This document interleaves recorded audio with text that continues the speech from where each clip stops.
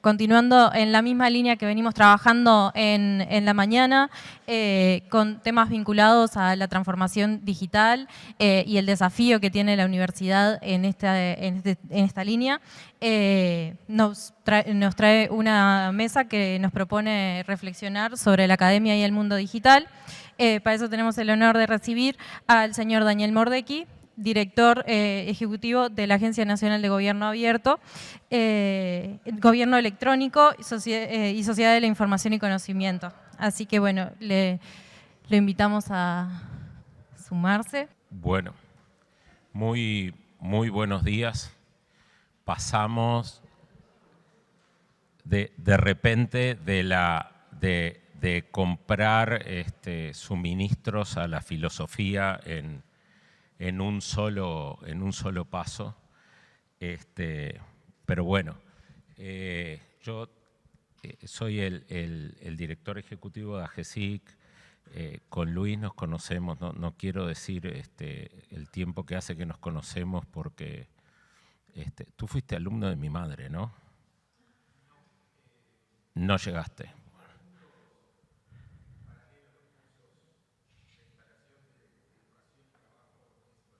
Ahí está.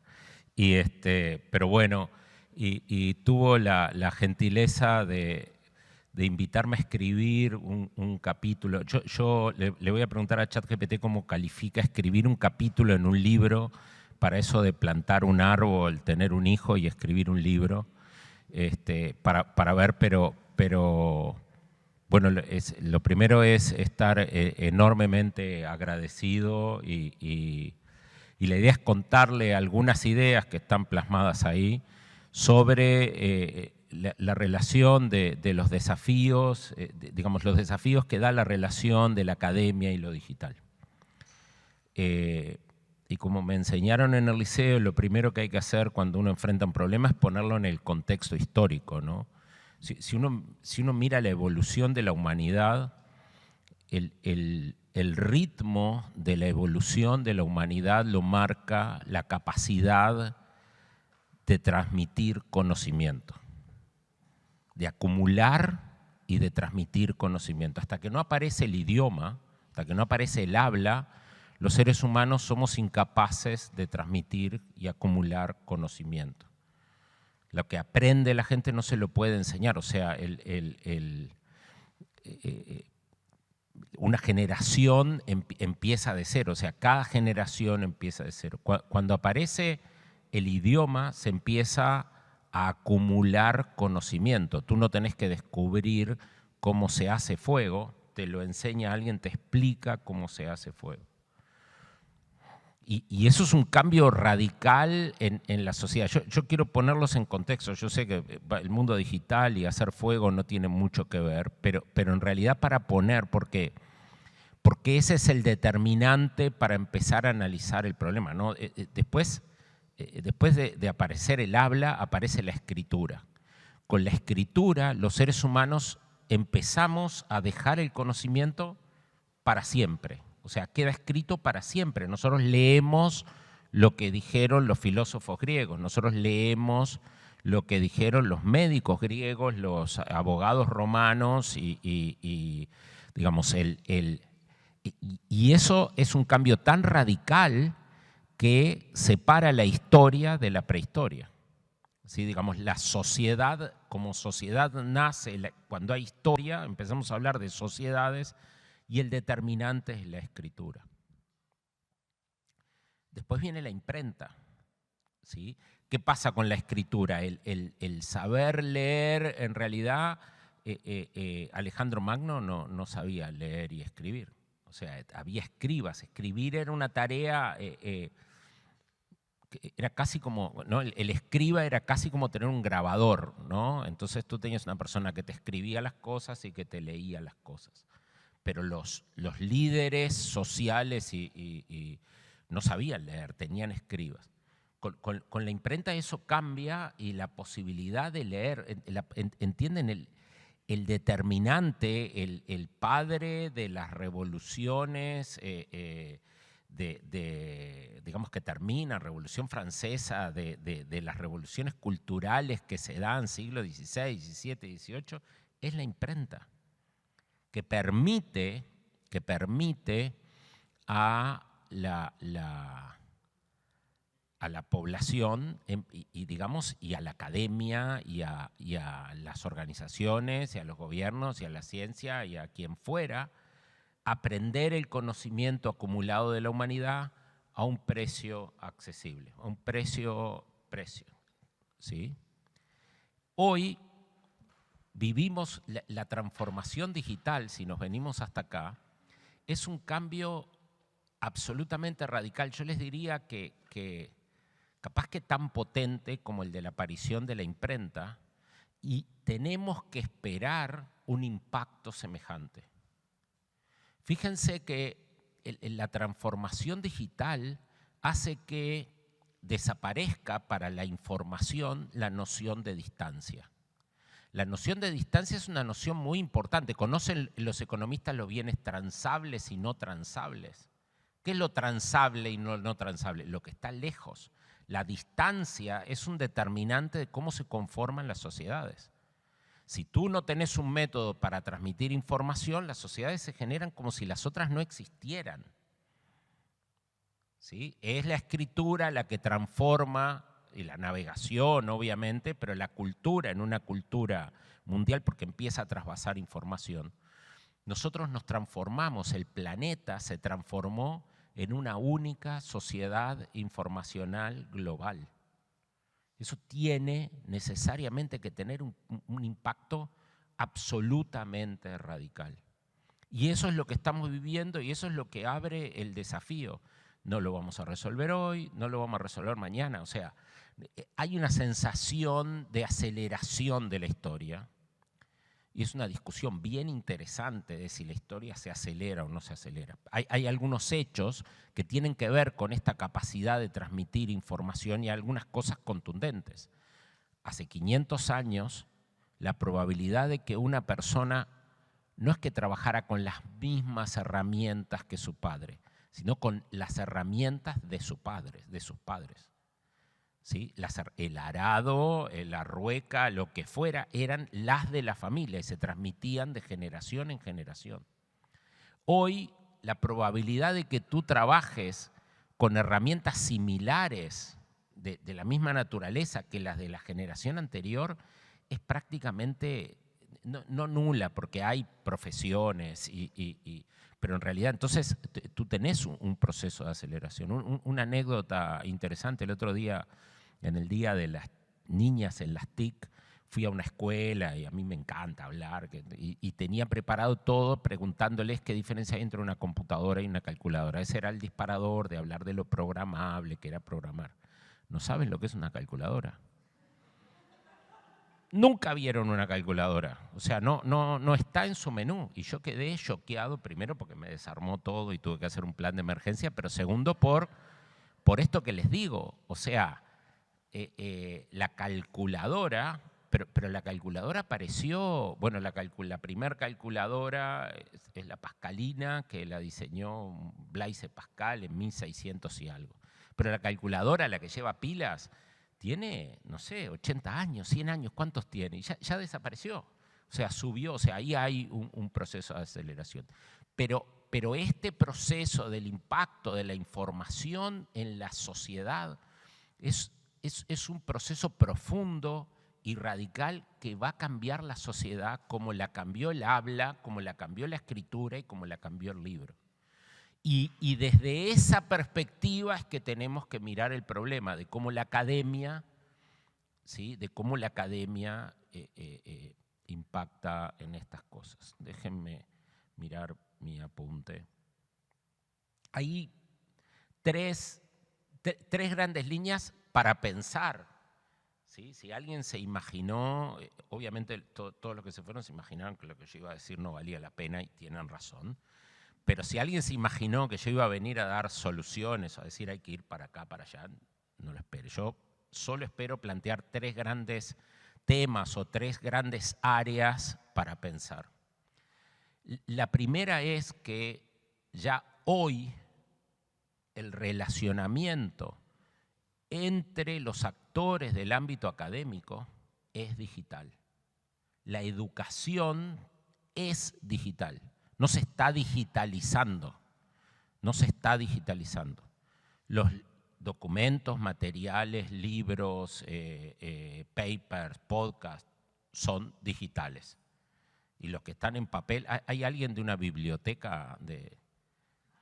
¿Siguen yendo los estudiantes a la biblioteca? Qué bueno, en Maldonado. En Maldonado fue como diciendo, bueno, allá. Pero,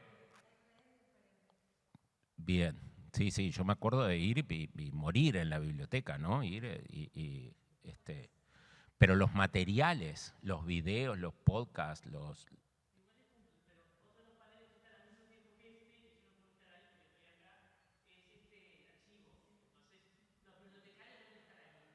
Sí, tú decís, sí. Pero digamos, después tienen el relacionamiento. El relacionamiento es digital. Tú das clase, el grupo en 30 segundos tiene un grupo de WhatsApp, se mandan mensajes, el correo viene en caída radical. Yo lo digo con mucha lástima porque yo soy un fan del correo, pero se terminó el correo, es historia. A mí cuando me nombraron en AGESIC, que ni yo lo esperaba, hasta 10 días antes, salió en la televisión y empezaron a llegar mensajes, solo WhatsApp. Me llegó un correo electrónico que decía, no tengo tu teléfono, por eso te mando un mail. Entonces, pero los alumnos, ¿sí? Y tú, tu primera intención cuando sos docente es participar. Después aprendés que no tenés que participar porque a las 3 de la mañana te dicen, estamos terminando el trabajo, tenemos una duda y pretenden que le contestes y cosas por el estilo. ¿Sí? Toda la relación, la vedelía y la relación formal con la universidad es toda digital. Toda digital. Entonces, ustedes tienen un primer dato que es que a la virtualidad voy a ir al final. ¿Sí? No estoy hablando de la virtualidad. Las clases presenciales y el trabajo presencial está soportado absolutamente en lo digital. Y ahí tienen una con la que venimos conviviendo, esta es la vieja, esta es la que tiene más tiempo. Después tienen una que todos están esperando, que es el problema de la inteligencia artificial, de la inteligencia artificial generativa, la capacidad de alguna manera analizar, resumir y deducir a partir de información.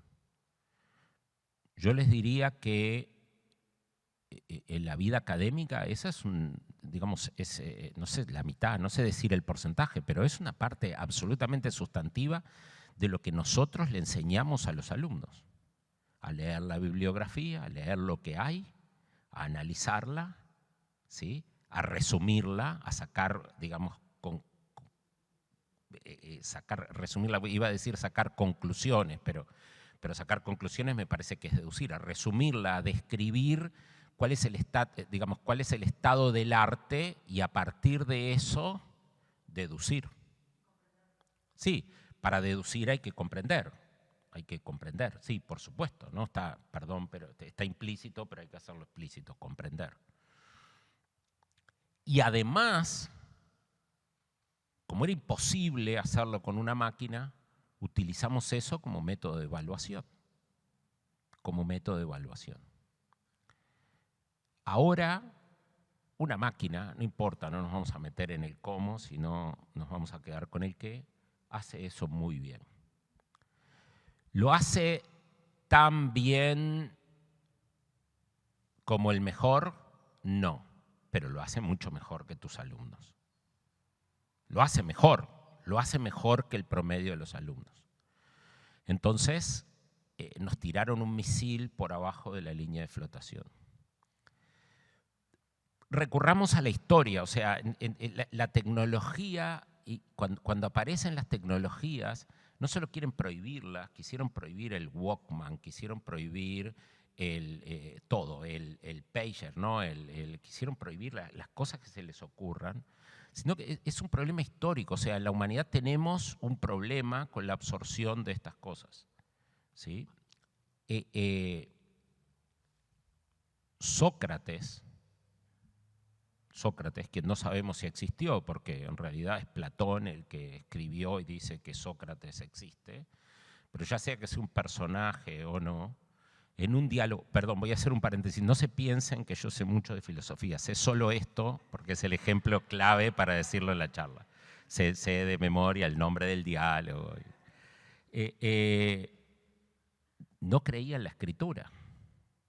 Denostaba la escritura porque decía que dañaba la mente de las personas. Les voy a leer textual lo que dice el diálogo, lo que dice Sócrates en el diálogo de Fedro. Dice: apariencia de sabiduría es lo que proporcionas con las letras escritas a tus alumnos, que no verdad.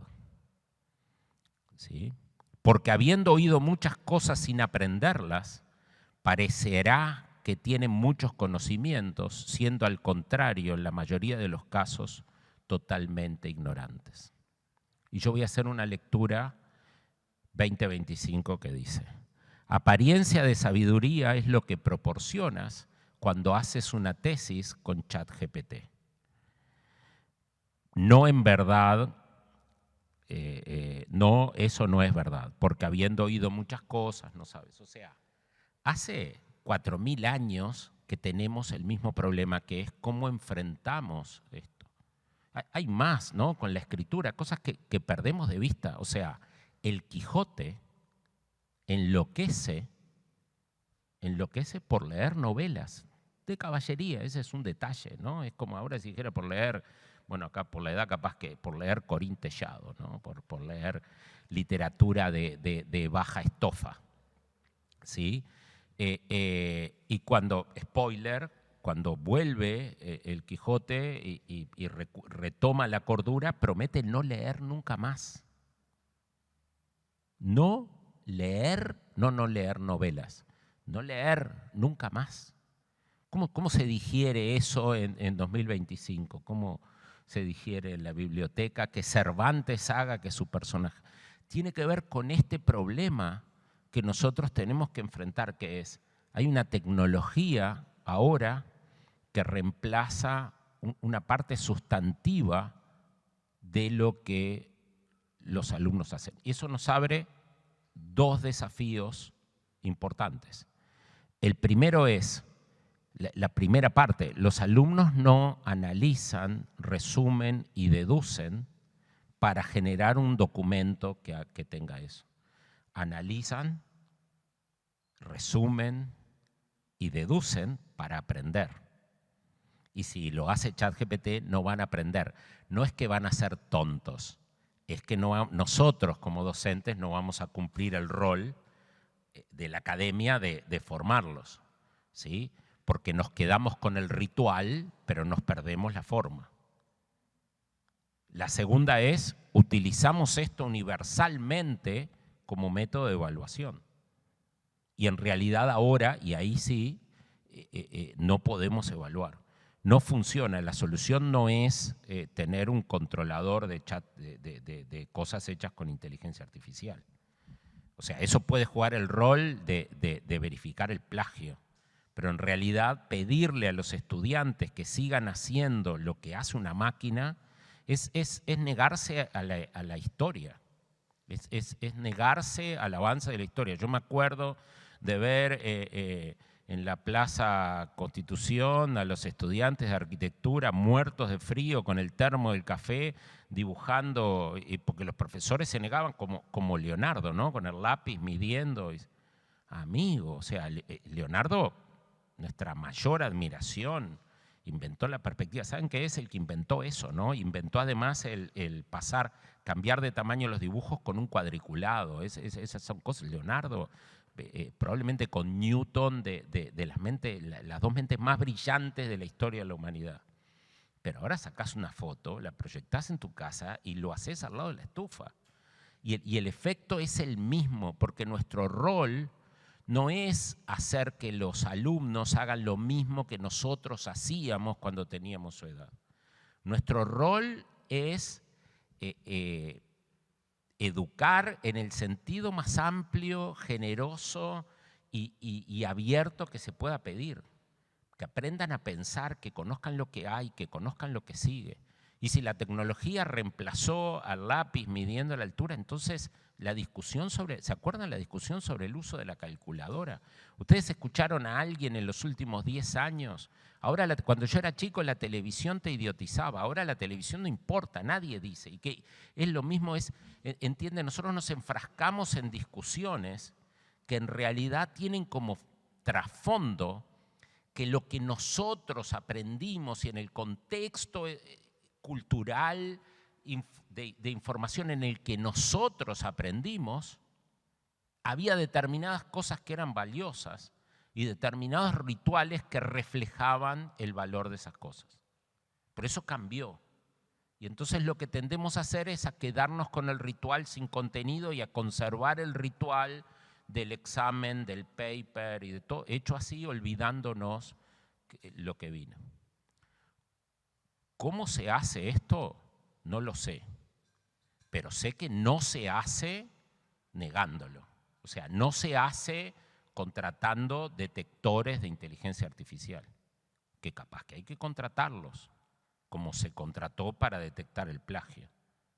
¿Sí? Pero tenemos que pensar y entender cómo hacemos para enseñarles a los alumnos a analizar lo que hay, a resumirlo, a comprenderlo, como tú decías, a pensar sobre eso, a deducir, a generar nuevos conocimientos, a generar hipótesis, a validar esas hipótesis, a discutirlas con los demás, cuando hacer eso, hacer lo que hacíamos antes, lo hace una máquina. Ese es nuestro desafío vinculado al segundo punto, que es la inteligencia artificial. Y el tercer punto es el de la virtualidad. Quiero acá ponerles una analogía porque, para entender lo que quiero decir. Cuando empezó el comercio electrónico y apareció Amazon, la tienda, no Amazon el AWS, Amazon la tienda, la gente te decía, venden libros, Daniel, pero nunca van a vender ropa, porque la ropa vos la tenés que tocar, la ropa vos te la tenés que probar. Y en realidad no vendían ropa. Porque lo virtual tiene sus atributos y lo físico tiene sus atributos. Pero Amazon hizo un proceso en el que lo primero que hizo es tener la tabla de todos los talles del mundo. ¿Viste cuando vas al Chuy y ves los talles y no sabes si son europeos, brasileros, argentinos, y no entendés? Hicieron una tabla donde vos entendés exactamente cuáles son tus talles. ¿Sí? Después hicieron un mecanismo por el cual hay un foro en el cual tú decís si la ropa tiene, los talles son más grandes o no, y la gente te valida, con lo cual tú entras y sabes que acá los talles son un poquito más grandes o acá los talles son un poquito más chicos. Y después agregaron unas explicaciones de cómo medir para entender qué talle tenés que hacer. Hicieron muchas otras cosas y transformaron, digamos, consiguieron sacarle valor a lo virtual, ¿sí? Eso se replicó y ahora todo el mundo compra ropa por internet. Todo el mundo compra ropa por internet. Y te dicen, no, pero comprate la camisa en el shopping. Voy a entrar a 3 lugares, me voy a probar 6 camisas. Nada, clic, clic, clic, clic y compré. Lo que les quiero decir del ejemplo es que en el arranque, nosotros lo que hacemos con la digitalización es reproducir lo que existía en el mundo real, el mundo de átomos, lo reproducimos en el mundo de bits. Ahora las máquinas tienen módem y pueden discar, entonces ponemos un teléfono y con el mouse haces así, o si sos muy vivo, haces uno que disca y no anda ni para atrás. No anda. ¿Se acuerdan? Había tiendas virtuales que tenían ascensores y locales, como si vos ibas al primer piso. ¿Qué sentido tiene la reproducción? tienda virtual lo que tiene que hacer es entender las virtudes y ir en base a eso resolviendo los problemas que el mundo real resuelve muchos automáticamente porque lo podés tocar, resolviéndolo con las herramientas de la virtualidad. Ese es el desafío de la educación virtual. O sea, la pandemia, yo en el artículo del libro hice por escrito, yo le debo una disculpa a todos los profesionales que trabajaron en todos los laboratorios de educación a distancia durante años ninguneados por los que íbamos a sus charlas, los escuchábamos, los aplaudíamos, nos dábamos vueltas. Esto es educación de segunda.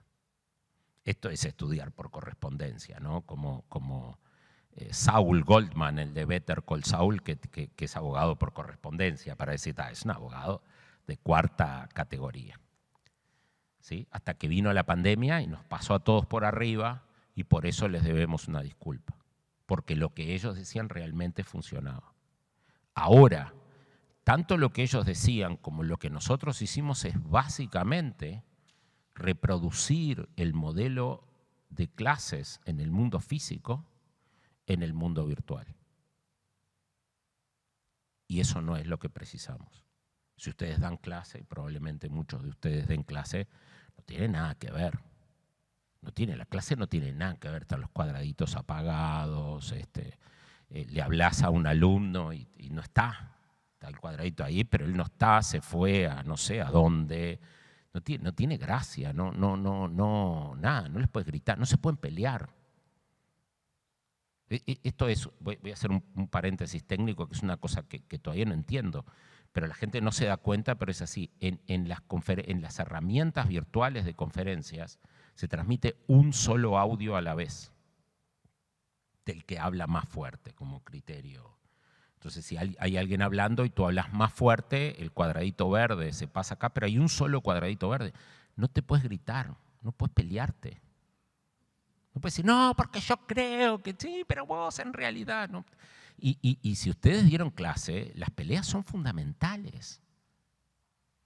Cuando un alumno te dice, profesor, yo le voy a demostrar que tengo razón, vos decís, sí, este tipo va a estudiar. Yo sé que estoy en el medio, ok, a mí me encantaría que estudiara, pero cuando se propone demostrarte que eso en el mundo virtual no existe. La motivación, es todo, es realmente clase B. Y después hay un problema más, y es que la universidad no solo proporciona aulas, proporciona vida, proporciona pasillo, te proporciona novias, te proporciona gremios, novios, problemas, peleas, amigos de toda la vida. Tus amigos, ¿de dónde son tus amigos? Con hice la carrera juntos. Los chiquilines se conocen el día del examen físico, se sienten y dicen, sí. Los del grupo que trabajaron no se conocen. ¿Cuánto estamos perdiendo? ¿Cuánto vale en la educación? ¿Cuánto vale en la formación académica la vida fuera del aula en la universidad? Yo tengo la impresión, es una impresión, ¿no? Así, pero mi impresión es que vale mucho. Tú das clase, termina la clase y se acerca uno del fondo con un libro de la bibliografía y te dice, ay, profesor, leí esto, pero acá, y te pones a discutir de la filosofía. En la clase virtual, nada, hasta luego, ha salido del grupo. No sabes quién son tus alumnos. Yo tengo alumnos míos que son amigos. Tenemos una diferencia generacional, pero siguen siendo amigos, no amigos íntimos, pero amigos, gente que me para por la calle, que los conocés, que sabés que hicieron, que sabés que tuvieron hijos. De la época virtual, no tengo ni la menor idea. ¿Cómo es la comunidad académica que se forma a partir de... Se forma recién en el posgrado, donde hay 3 alumnos y entonces se forma otra cosa. Entonces, para cerrar y abrir, si quieren agregar, comentar, yo les diría que el desafío digital no es el más urgente, o hay cosas urgentes, pero capaz que las compras son mucho más urgentes y el presupuesto, sin duda, pero es el mayor desafío que tiene, en mi opinión, la academia en 2025. El problema de cómo lo digital pateó el tablero y planteó un nuevo problema. La universidad, la academia, es el centro natural de gestión, transmisión, creación y todo lo que ustedes quieran del conocimiento. Y a la larga esto va a terminar potenciándolo. Yo no tengo ninguna duda. El problema es que para eso nosotros somos los responsables de encontrar o de empezar a encontrar el cómo. Y ahí tienen tres pilares. El primero es la relación virtual, o sea, cómo es la relación, cómo es la virtualización de toda la relación. El segundo, el problema de que la inteligencia artificial reemplazó uno de nuestros pilares, lo reemplazó prácticamente, no de fondo, pero en la práctica lo reemplazó. Y lo otro es que necesitamos clases virtuales de otra categoría y que la virtualidad lo reemplace con otra categoría. Muchísimas gracias. No sé cómo son los tiempos, pero a mí me encantaría escuchar un par de preguntas o comentarios o experiencias, aportes que ustedes quieran. Gracias, Daniel. La verdad, súper interesante y sobre todo para poder provocar esta reflexión y bueno, sobre la comunicación, la inteligencia artificial y la virtualidad y también, o sea, realista y no centrada, muchas veces se termina centrando la reflexión en lo optimista de toda esta transformación y la verdad que tener un aporte así está muy bueno para poder cambiar en realidad ese foco. Ahora tenemos un espacio de comentarios, consultas, poder conversar con ustedes.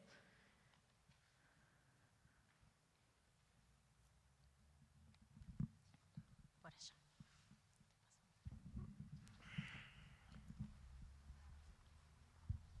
Buen día.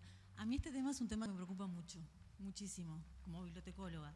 Por ejemplo, yo veo en los chicos, o sea, cuando yo estudiaba, te decían tenés que leer este libro y te decían el título, el autor y de última la edición. Y vos tenías que salir a buscar el libro y leerlo.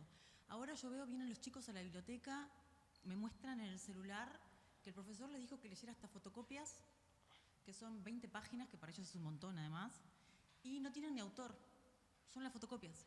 Entonces, el muy curioso, que quiere saber un poco más, viene a buscar el libro y no tenemos ningún dato, porque son fotocopias que le subieron al EVA y no tienen nada. O sea, que yo creo también que eso es también una responsabilidad de los docentes, que también entiendo que para que lean, porque los chiquines no quieren leer nada, cada vez se lo resumen más y se lo dan como más, pero cada vez es más fácil.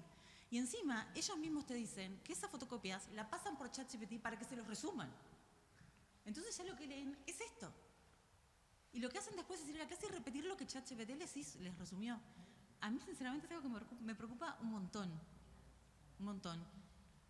Ya entendí que no se sabe cuál es la solución. Sí, yo me voy a sacar las ganas, pero de decir algo que yo adoro un libro, yo soy terrible nerd y trabajé obviamente en temas digitales. Hay un libro que se llama Test Multivariables, es para probar páginas. Y tiene el primer capítulo es sobre estadística. Y en la introducción dice, el primer capítulo es sobre estadística porque esto, que es una tarea de marketing digital y no sé qué, requiere que usted entienda estadística. Dice, si no quiere leer el primer capítulo, no lea el resto del libro, porque no puede, ¿no? Que tiene que ver con eso. O sea, esto no es lo digital, yo creo que viene de antes. Estudiar cuesta. Y hay un equilibrio, los estudiantes balanceamos cuando somos estudiantes todo lo que tenemos que hacer, o sea, porque si tú agarras by the book y haces todo lo que te piden los profesores, necesitas un día de 64 horas. Entonces tú tenés que aprender a balancear y un estudiante inteligente, y uno tiene que admitirlo. Pero eso no quiere decir que esto nos lleve esfuerzo. Tenés que leerlo. Y ese sí, yo comparto que es una tarea de los docentes y es ajena al problema de la tecnología, ¿no? Porque ¿de dónde lo leíste? En la fotocopia. ¿Y de quién es la fotocopia? No tengo idea, me la dieron. Pero eso tiene que ver con muchas cosas, no solo con la haraganería, sino con el concepto de las fuentes. O sea, ¿qué estás leyendo? ¿Quién lo dijo? ¿Qué veracidad tiene? ¿Cómo se validó? pero hay una corriente muy fuerte en la educación, de que tú te armás tu propio programa, estudias lo que querés, haces lo que te interesa. No es así, no querés leer el de estadística, no leas el resto del libro. O sea, lamentablemente, por ahora y por el tiempo previsible, estudiar tiene una parte divertida, una parte más o menos y una parte aburrida. Y si no querés hacer la parte aburrida, no estudies. No vengas porque no te va a ir bien. Querés ser ingeniero y tenés que saber cálculo diferencial, que yo no sé. Por eso no soy ingeniero. Pero lo tenés que hacer, es aburrido, no tiene ningún... Y tenés que agarrar la hoja de ejercicio y hacer uno atrás de otro. Pero son todos iguales, no importa. Porque la práctica, porque el conocimiento, porque la práctica es lo que termina permitiendo la aplicación. Vos no podés ir al libro cuando calcules la estructura de un puente, vos no podés ir a mirar el libro. Vas a ir a tener el libro como referencia, pero si tú no sabes hacer esas ecuaciones, digamos en la práctica, tenés que aprender las tablas. Lo lamento, querés multiplicar, tenés que aprender las tablas. Las tenés que aprender de memoria. Porque aprender de memoria, tenés que aprender de memoria, que 3 por 3 es 10. No, perdón.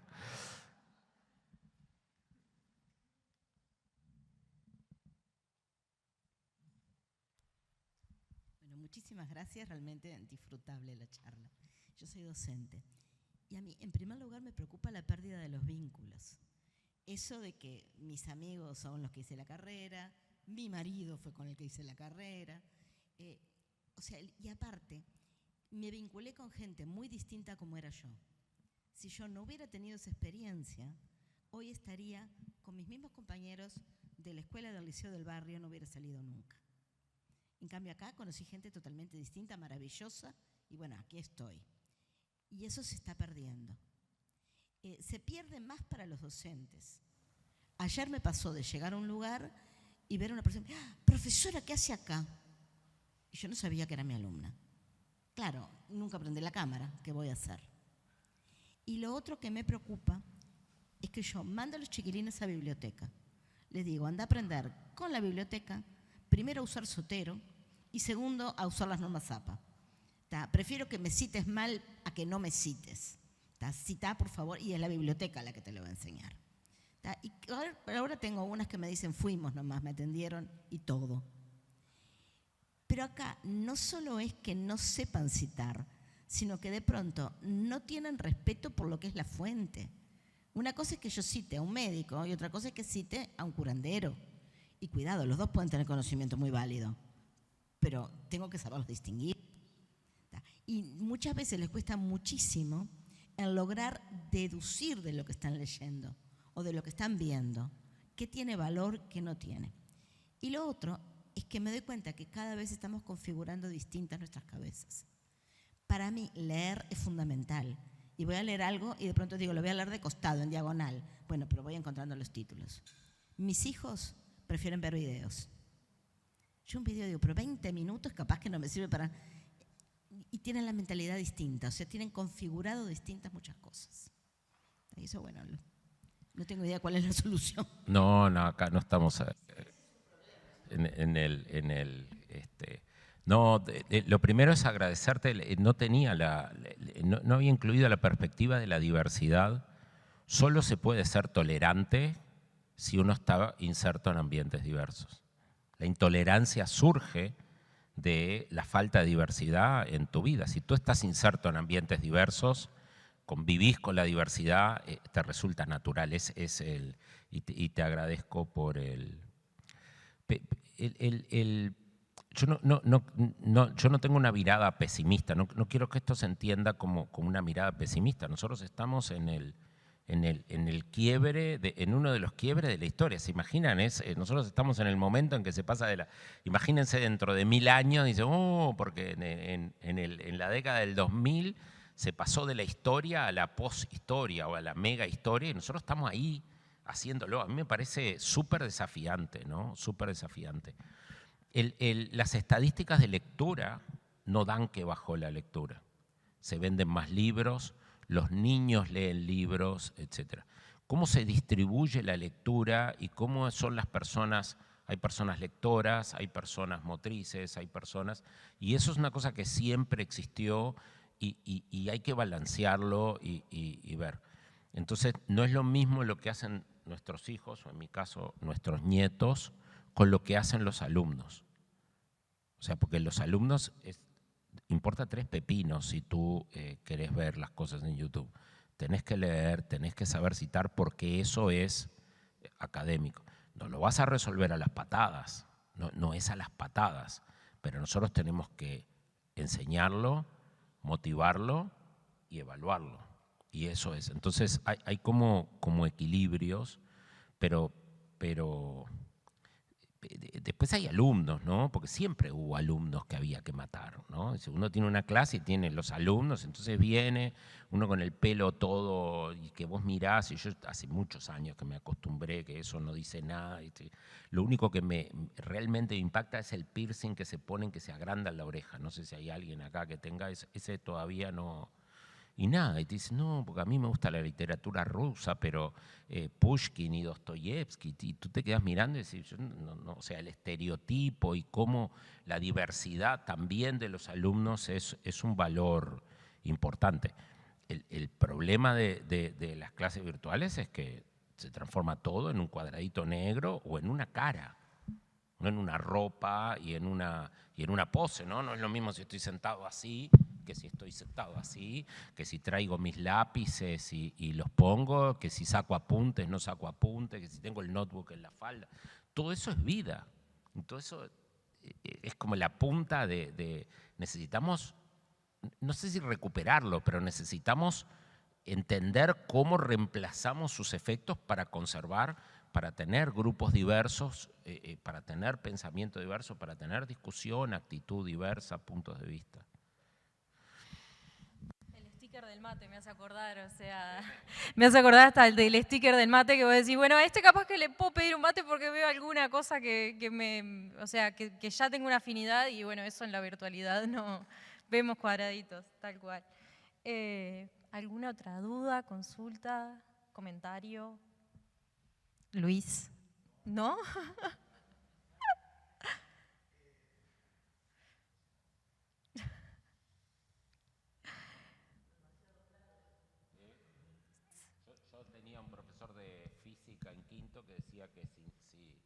Si no hay preguntas es porque entendieron todo o porque nadie entendió nada. Y decía después, yo creo que en el caso de ustedes es lo segundo. Nos decía a nosotros, pero no.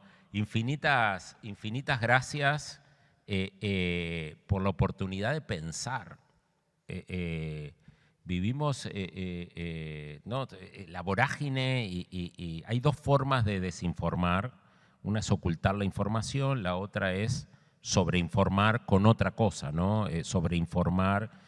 Tenemos tanta información sobre cómo los gatos caminan arriba de la mesa, cómo la gente desenvuelve los regalos y cómo los artistas famosos se pelean entre ellos, que se hace difícil pensar, se hace difícil discutir, se hace difícil escuchar, se hace difícil escuchar gente que piense distinto que vos.